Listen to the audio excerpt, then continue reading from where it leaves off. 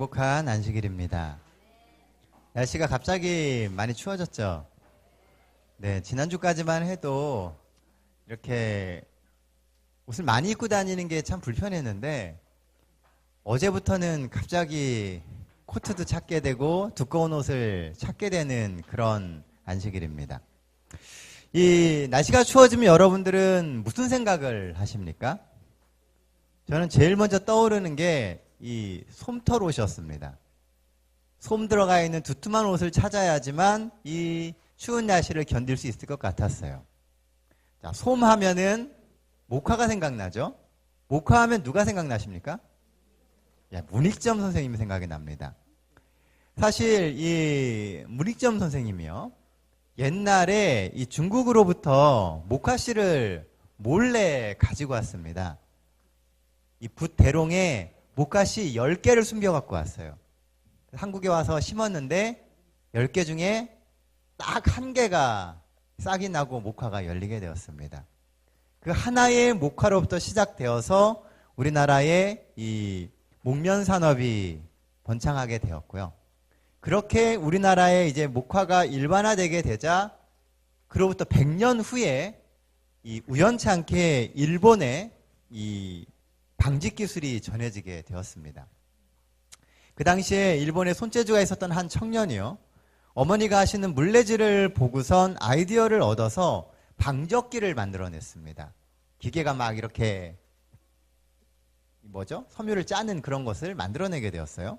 그러던 중 이 사람이 자기 이름을 붙여서 회사를 만들었는데요, 그게 도요타 방적 주식회사입니다. 요즘 말로 표현해서 소위 대박이 났습니다. 그런데 어느 날 그 젊은 사장의 눈을 딱 사로잡는 게 있었습니다. 그게 뭐였냐 하면 자동차였어요. 그래서 한참 잘 나가던 자신의 방적 공장을 팔아버리고요, 이 사람은 자동차 만들기에 집중을 하기 시작을 합니다.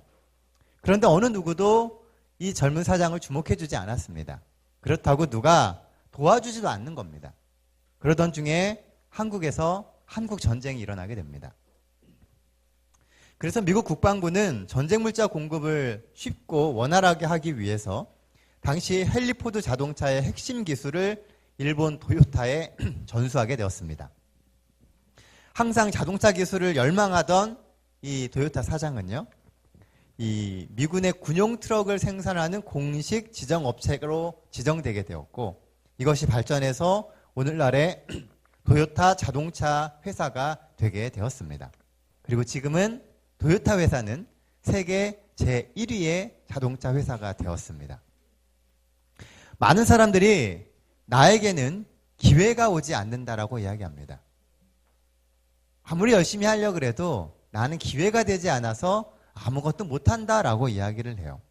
그런데 오늘 우리에게 주어진 씨앗의 크기를 생각하지 마시고요, 여러분들의 밭의 크기를 바꿔보시는 것은 어떨까요? 시작은 목화씨 하나로 시작됐지만 그 목화씨 하나가 어느 곳에서는 그냥 옷감 만드는 대로 끝나고요, 어느 곳에서는 세계 최고의 자동차 회사가 되는 기회까지 주어지게 되었다는 겁니다. 하나님이 주시는 비전으로 새로운 비전을 갖게 되시기를 바랍니다. 우리 속에는 이미 30배, 60배, 100배의 미래가 있습니다. 이 안식일 하나님이 주시는 비전으로 새롭게 회복되고 새 힘을 얻게 되시는 우리 동백교회 모든 성도 되시기를 간절히 바랍니다. 오늘 함께 볼 말씀은요, 예레미야서 4장 1절로 4절에 있는 말씀입니다. 예레미야 4장 1절로 4절입니다.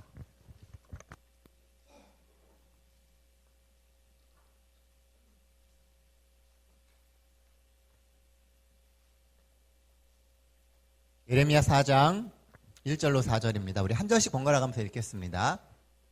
4장 1절입니다. 여호와께서 이르시되 이스라엘아, 내가 돌아오려거든 내게로 돌아오라. 내가 만일 나의 목전에서 가증한 것을 버리고 내가 흔들리지 아니하며 진실과 정의와 공의로 여호와의 삶을 두고 맹세하면 나라들이 나로 말미암아 스스로 복을 빌며 나로 말미암아 자랑하리라.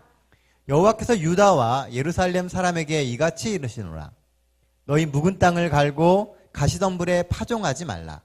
유다인과 예루살렘 주민들아, 너희는 스스로 할례를 행하여 너희 마음 가죽을 베고 나 여호와께 속하라. 그리하지 아니하면 너희 악행으로 말미암아 나의 분노가 불같이 일어나 사르리니 그것을 끌 자가 없으리라. 예, 감사합니다. 우리가 요즘 교과 공부 시간을 통해서요, 예레미야서를 계속 공부하고 있습니다. 자, 무엇을 배우고 계십니까? 여러분, 예레미야서를 보시면서 여러분들은 어떤 것을 얻고 계세요? 아무 생각이 안 나세요? 네. 예레미야서는 죄와 자만으로 가득했던 이스라엘을 향한 하나님의 경고와 회복의 이야기가 나오는 말씀입니다. 특히 오늘 본문의 말씀은 하나님께서 이스라엘의 회복에 대해서 이야기하십니다. 본문이 주어졌을 때는 이스라엘의 제16대 왕이었던 요시야 시대입니다. 요시야는 성전에서 하나님의 말씀을 발견하게 되고요. 그의 마음으로 회개하며 부흥을 일으키기 위한 변화를 경험했던 왕입니다. 그가 그런 마음을 갖게 됐을 때 하나님이 오늘 본문의 말씀을 통해서 그들의 회복을 이야기해 주고 계시다는 것입니다. 사실 남방 유다는요, 우리가 잘 아는 솔로몬 왕 때로부터 시작해서 약 300여 년간 계속해서 우상 숭배를 했습니다. 하루 이틀도 아니고요. 300년 동안 계속 우상 숭배를 하는 겁니다. 그러다가 14대 왕이었던 므낫세 왕 때는요, 왕이 자신의 아들, 왕자를 제물로 바치는 일까지 있었습니다. 온통 그 나라에는 죄뿐이고 회복의 기미라고 하는 것이 보이지 않았습니다. 그러던 중 하나님께서는 변화의 길을 이 요시야 왕 때 이야기해 주셨다는 겁니다. 오늘 하나님은 우리에게 무엇을 말씀하고 계십니까? 거친 세상 속에서 여러분들이 바쁘게 여러분들의 인생을 살아가는데 하나님이 여러분들의 인생에 주시는 말씀은 무엇인지 한번 생각해 보게 되시길 바랍니다.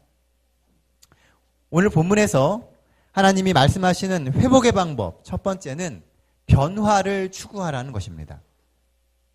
3절 말씀입니다. 여호와께서 유다와 예루살렘 사람에게 이같이 이르노라.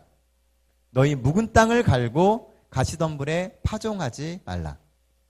변화하고자 하는 의지가 없다면요, 하나님은 우리의 삶을 바꾸실 수 없습니다. 하나님은 전지전능하세요. 뭐든지 하실 수 있습니다. 그렇죠? 하지만 변화하고자 하지 않는 인생의 마음을 하나님은 마음대로 바꾸시지 않는다는 것입니다.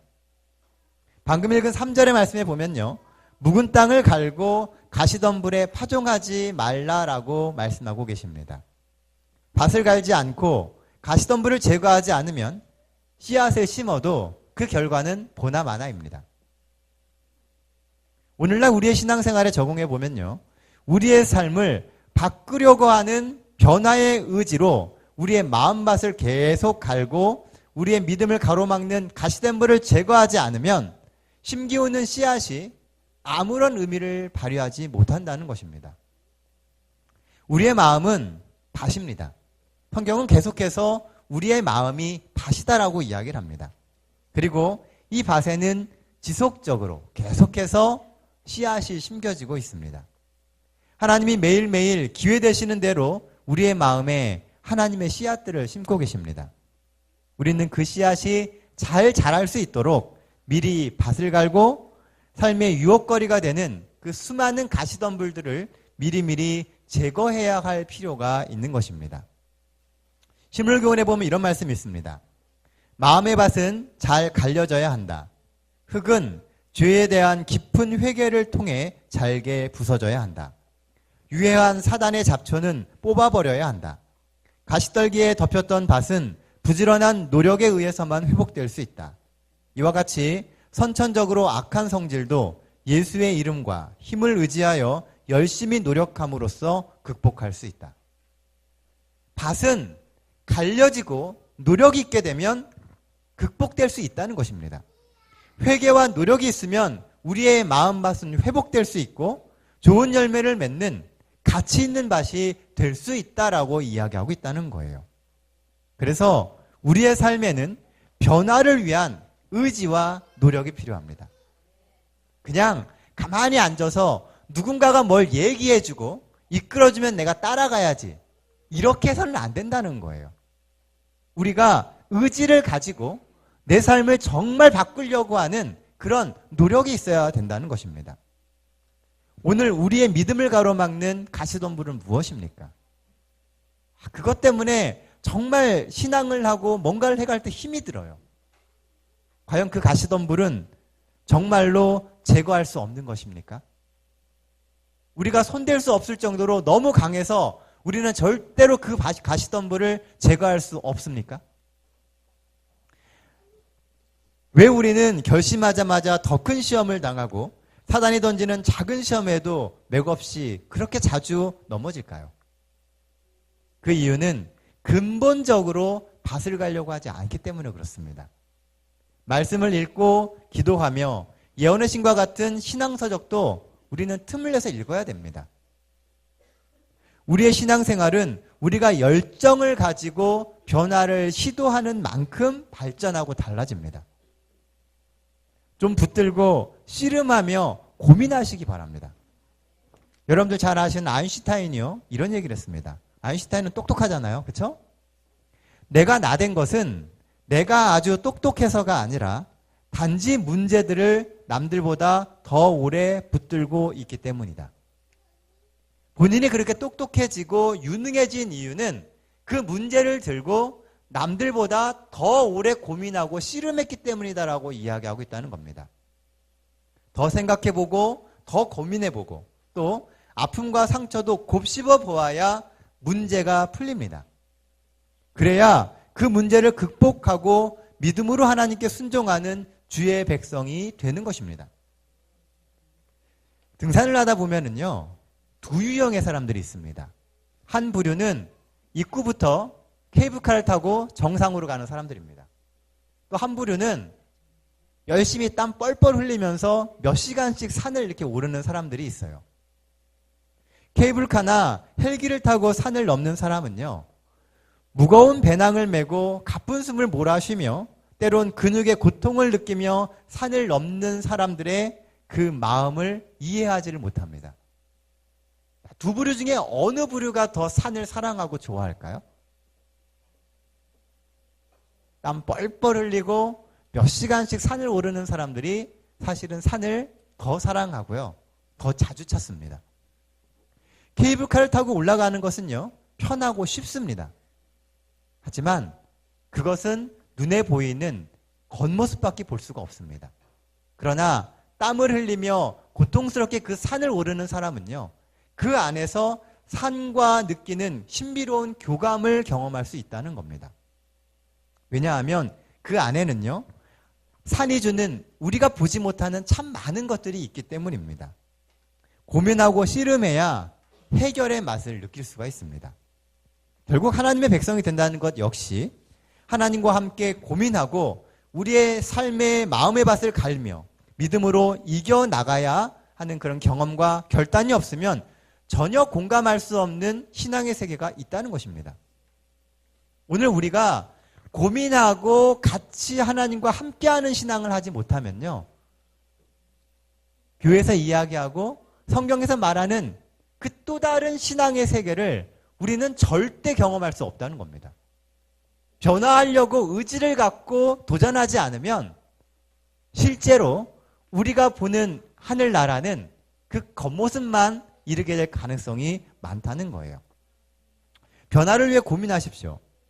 환경과 상황에 휩쓸려 포기하지 마시고 그것을 이겨내기 위해서 하나님과 함께 결단하고 믿음으로 씨름하게 되시기를 바랍니다.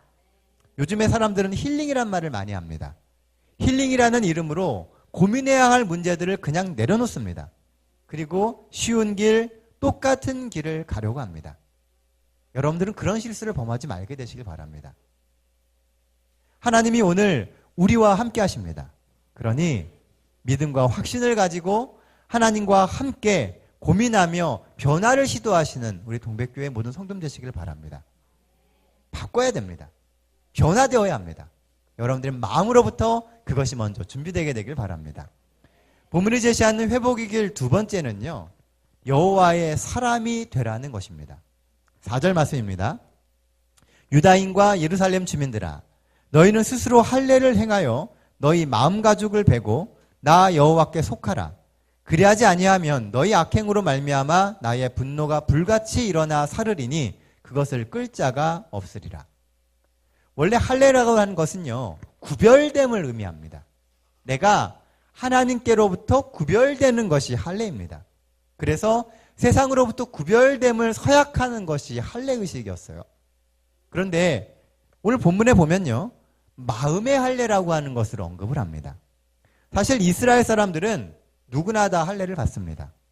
그러나 모두가 다 마음으로 하나님께 할례를 받는 것은 아니라는 것입니다. 어떤 이는 나이가 되어서 할례를 받고 어떤 이는 부모님의 신앙이 그러하니까 할례를 받습니다. 또 어떤 사람은 신앙의 연수가 찼기 때문에 할례를 받습니다. 그 이유가 무엇이었든 간에 우리는 하나님의 이름으로 어떤 형식으로든지 구별이 되고 있다는 거예요. 어떤 사람은 침례를 통해서 구별이 되기도 합니다. 또 신앙생활을 통해서 구별되기도 해요. 그러나 이런 육체적인 할례가 마음의 할례를 대신할 수는 없다는 것입니다. 오늘 우리는 마음으로 하나님 앞에서 구별되고 있습니까? 안식일이 되어서 성전에 왔어요? 우리 예배드리러 왔습니다. 우리는 정말 우리의 마음을 구별해서 하나님께 드리려고 오늘 이곳에 왔느냐는 것입니다.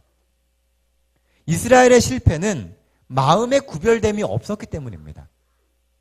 그들은 하나님과 만나는 게 아주 일상적이었어요. 하지만 그들의 마음이 정말 하나님께 향해 있지를 못했다는 것입니다. 마음으로 하나님을 구별하고 내 삶에 거룩하지 못한 것을 제거하는 그런 결심이 필요합니다. 그래서 마음 가죽을 베라라고 이야기를 하는 거예요. 뭐든지 잘라내는 것은 아프고 힘듭니다. 오늘 우리의 마음 가운데 우리도 모르는 사이에 수많은 죄악의 허물들이 쌓여져 가고 있다는 거예요. 그것을 아프더라도 과감하게 잘라내는 것이 필요하다는 겁니다. 이미 우리의 마음에 가득한 죄와 죄의 의지들을 하나님 앞에 굴복시키십시오. 마음으로 구별되어야만 비로소 진정한 그리스도인이 되게 되는 것입니다. 구별된 마음이 없어서 이스라엘이 무너졌듯이 오늘 우리의 마음에 그 구별함이 없어서 우리의 삶이 혹 무너지지는 않습니까? 언제까지 하나님과 세상의 잡신들 사이에서 머뭇거리시겠습니까? 우리는 가야 할 방향이 확실하고 원칙이 정확한 그리스도인들입니다. 우리는 재림신앙인이에요. 지금이 구별되어야 할 때입니다. 오늘 성령이 이끄시는 그런 돌이킴의 경험이 여러분들의 삶에 임하게 되시기를 간절히 바랍니다. 실무경 56페이지에 이런 말씀이 있습니다. 좋은 씨가 뿌리를 내리지 못하도록 마음이 완고해지고 그것의 성장을 저해하는 악이 자라게 된 책임은 자기 자신에게 있다. 여러분들이 마음으로 그것을 인정하지 않으면요, 절대로 악이 자랄 수가 없습니다. 그런데 우리가 자꾸 그것을 인정한다는 거예요. 우리 잘 아는 씨 뿌리는 비유에 보면은요, 그냥 이 돌밭이 있습니다. 그쵸? 그리고 가시밭이 있어요. 그리고 길가밭이 있습니다. 근데 각 밭들은요, 다 보면은 흙이 있어요. 그런데 그 안에 있는 것들 또는 그 겉에 있는 것들을 어떻게 제거했느냐에 따라서 옥토가 되느냐 되지 못하느냐를 결정하게 된다는 겁니다. 오늘 여러분들이 하나님의 사람이 되기로 결심하시면요, 하나님이 여러분들의 밭을 기경해 주십니다. 일구어서 정말 씨앗이 심길 수 있는 밭으로 만들어 주신다는 거예요. 하나님 앞에 겸손히 머리를 숙이십시오. 하나님께 마음이 있는 사람은 그 마음이 하나님께 있기 때문에 세상에 어떤 것도 두려워하지 않게 됩니다. 그런데 우리의 마음이 하나님께 있는 것이 아니라 자꾸 다른 곳을 향하게 되기 때문에 두려워지는 게 많은 거예요. 왜 두렵습니까? 하나님이 다 해주실 거라고 우리 믿는데 왜 두렵습니까? 자꾸 우리의 마음을 그쪽을 향해서, 세상을 향해서 두기 때문에 그게 무섭게 느껴지고 크게 느껴지고 두렵게 느껴지는 것입니다. 그래서 하나님은 오늘 우리에게 마음으로 하나님께 구별되라고 이야기하시는 겁니다. 하나님의 사람이 되기를 결심하십니까? 그러면 말씀에 순종하며 하나님이 이끄시는 대로 겸손히 살아가게 되시기를 바랍니다. 그 결심대로, 그 순종대로 하나님 안에서 매일매일 조금씩이나마 구별하며 하나님께 나아가실 수 있는 우리 동백교회 성도님 되시길 바랍니다. 이것이 곧 무너진 우리의 삶을 회복하는 첫걸음이 되는 것입니다. 본문이 주는 회복의 방법 마지막 세 번째는요. 1절 말씀에 나옵니다. 자, 1절입니다. 여호와께서 이르시되 이스라엘아 내가 돌아오려거든 내게로 돌아오라. 내가 만일 나의 목전에서 가증한 것을 버리고 내가 흔들리지 아니하며. 1절 말씀에서 중요한 말은요. 내게로 돌아오라와 흔들리지 말라는 것입니다. 하나님께 돌아와서 흔들리지 않는 것. 이것이 바로 우리의 삶이 회복되는 가장 중요한 힘입니다. 하나님께 돌아와야 돼요. 그리고 와서는 흔들리지 않아야 됩니다. 성경은 우리가 참 하나님을 만나기 전에는 세상에 종이 되었었다고 이야기합니다. 그런데 예수님을 만난 이후로 성도들은 종이 아니라 자녀가 되었다라고 이야기를 해요. 각각의 위치, 지위가 달라지게 된 것입니다. 하나님께 돌아오기 전에는 우리는 여전히 세상의 종입니다. 시키는 대로 해야 되고 그 원칙대로 따라가야만 되고 상전이 항상 두렵습니다. 세상이 두려워요. 그런데 하나님께 돌아오면 우리가 하나님의 자녀가 되기 때문에 더 이상 세상은 두렵지 않아지는 것입니다. 예수님의 십자가의 사랑과 희생으로 우리는 자유함을 얻었습니다. 그러므로 예수님께 돌아와서 우리를 구원해 주신 하나님을 믿고 그 안에서 뿌리를 내리고 우리의 역량을 펼치는 것이 중요합니다. 수동적이고 소극적인 신앙은 머지않아 지금 가지고 있는 그 뿌리를 말라버리게 만듭니다. 그리고 다시 흔들어 놓을 거예요. 그래서 돌밭에 심기운 씨앗들이 열매를 맺지 못하는 겁니다. 소극적으로 수동적으로 신앙하기 때문에요. 그러니 적극적이고 능동적인 신앙을 하게 되시기를 바랍니다. 여러분들이 찾아서 신앙을 해야 돼요. 내 신앙을 지켜가고 내 신앙을 키우기 위해서 적극적으로 능동적으로 신앙을 해야만 한다는 것입니다. 우리나라의 역사를 보면요. 유독 조선시대, 그 중에서도 세종대왕 시대에 여러 분야의 인재가 정말 많이 배출된 것을 보게 됩니다. 우리가 어제 저녁에 맹사성 이야기를 했죠. 맹사성. 그리고 학문 연구에 앞장섰던 성산문으로부터 시작해서 과학 분야에는 장영실, 음악 분야에는 박연, 정치 분야에는 황희정승, 국방 분야에는 김동서 장군이 나옵니다. 이상하게 세종대왕 시대에 그 조선시대를 이렇게 전체를 봤을 때도 아주 유명하고 유능했던 인재들이 많이 몰려 있다는 것입니다. 왜 그럴까요? 역사가들이 연구를 했습니다. 그리고 그들이 해주는 이야기가 뭐냐 하면 세종대왕이 그들의 든든한 버팀목이 되어주었고 그 인재들은 마음껏 자신들의 역량을 발휘할 수 있도록 세종대왕이 좋은 판을 만들어 주었다는 것입니다. 그랬기 때문에 그 당시에 인재들은 그 세종대왕을 믿고 의지해서 그들의 능력을 펼칠 수 있었다라고 이야기를 해요. 믿음의 신뢰관계, 그리고 더 나아가서 흔들림 없는 서로 간의 믿음이 한 나라의 부흥을 가져왔고요. 인재들의 능력을 펼칠 수 있는 기회가 되었다는 것입니다. 진정한 부흥과 회복의 힘은 믿음의 관계, 신뢰의 관계입니다. 가끔 우리의 삶이 답답하고 먹먹할 때가 있습니다. 내가 지금껏 쌓아올린 모든 것이 정말 휙휙 바람소리를 내면서 날아가는 것 같은 때가 있습니다. 나는 정말 열심히 노력해보지만 내가 할 수 있는 게 아무것도 없어서 한숨이 나올 때가 있습니다. 내가 신앙생활을 하고 있는데 내 삶이 정말 굳건해지는 것이 아니라 막 무너지는 것 같아서 불안할 때가 있습니다. 그럴 때면 하늘을 보시기 바랍니다. 창문을 열고 하늘을 보십시오. 하나님은 오늘도 우리 인생의 홍해 앞에서 우리를 위해서 새 판을 짜고 계십니다. 내 속에 있는 재능과 가능성을 펼쳐주시기 위해 하나님은 오늘도 우리의 삶에 새 판을 짜고 계신다는 거예요. 하나님께 돌아오십시오. 그리고 흔들리지 말고 새 판을 짜시는 그 하나님을 믿으시기 바랍니다. 인생의 시험과 사단의 유혹이 우리의 믿음을 흔들지 못하게 하나님께 더 집중하십시오. 하나님을 믿지 못하면 우리가 누굴 믿고 살겠습니까? 우리가 하나님께 돌아와서 하나님을 믿지 못한다면 우리의 신앙은 아무런 의미가 없습니다. 왜 우리가 신앙생활을 하면서 우리의 역량을 펼쳐내지 못하느냐?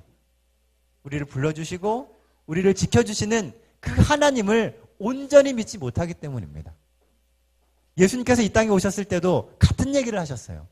너희가 겨자씨만한 믿음만 있으면 이 산을 옮겨서 저쪽으로 보낼 수 있다고 얘기하셨습니다. 겨자씨만한 믿음. 믿음이 있으면 된다는 거예요.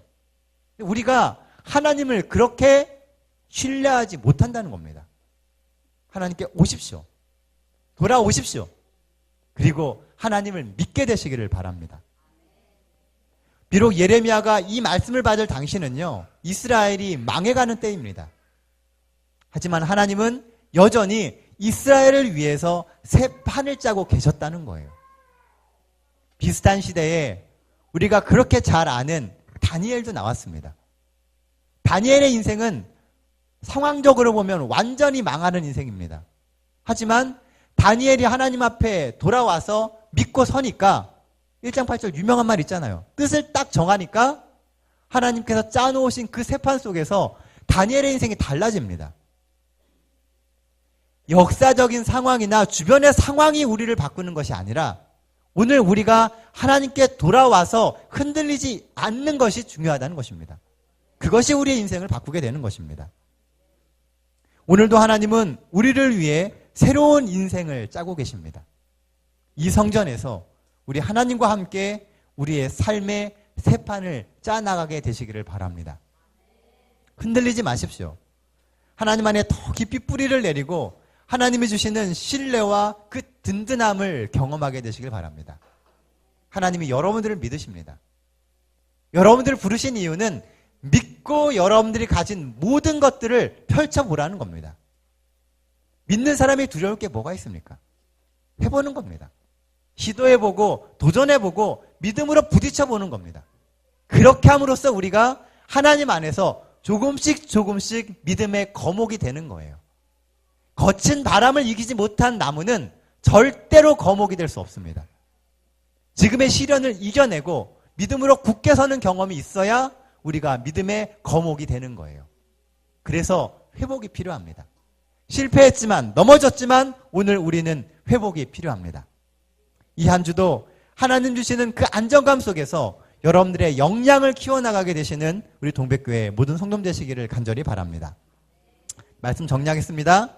첫째, 삶의 변화를 위해서 고민하고 노력하십시오. 새로운 변화를 위해서는 우리의 마음밥부터 바꿔야 됩니다. 마음의 자세를 먼저 바꿔야 돼요. 변화는 외부에서 오는 게 아니라 항상 우리의 내부에서 옵니다. 내 속으로부터 변화가 시작되는 겁니다. 문제를 붙들고 씨름하며 기도하십시오. 하나님이 주시는 답을 듣기 위해 기도의 골방으로 들어가고 하나님께 더 집중하는 시간을 더 많이 갖게 되시길 바랍니다. 하나님이 우리 변화의 열쇠입니다. 이 한 주도 하나님과 함께 변화를 고민하고 믿음으로 한 걸음 더 신앙의 길을 걸어가게 되시는 여러분 되시기를 간절히 바랍니다.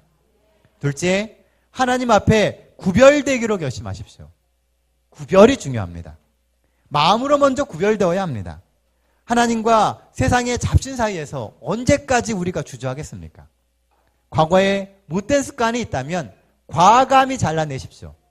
그리고 오직 하나님의 사람이 되기로 결심하게 되시길 바랍니다. 하나님의 편에 서십시오. 그리고 구별된 성도로 하나님이 주시는 이 믿음의 길을 최선을 다해서 열정을 가지고 걸어가게 되시는 우리 모든 성도님 되시기를 바랍니다. 마지막 세 번째는 우리의 신앙의 반석 되시는 예수님께 돌아갑시다. 하나님이 짜시는 인생의 새판에서 우리의 최선과 우리의 역량을 펼치게 되시기를 바랍니다. 이제 다시 복음으로 돌아가야 합니다. 예수님이 우리를 구원하셨어요. 다시 오실 겁니다. 우리에게는 예수님밖에 없습니다. 믿음 안에 살아가고 있는 우리는 예수님밖에 없습니다.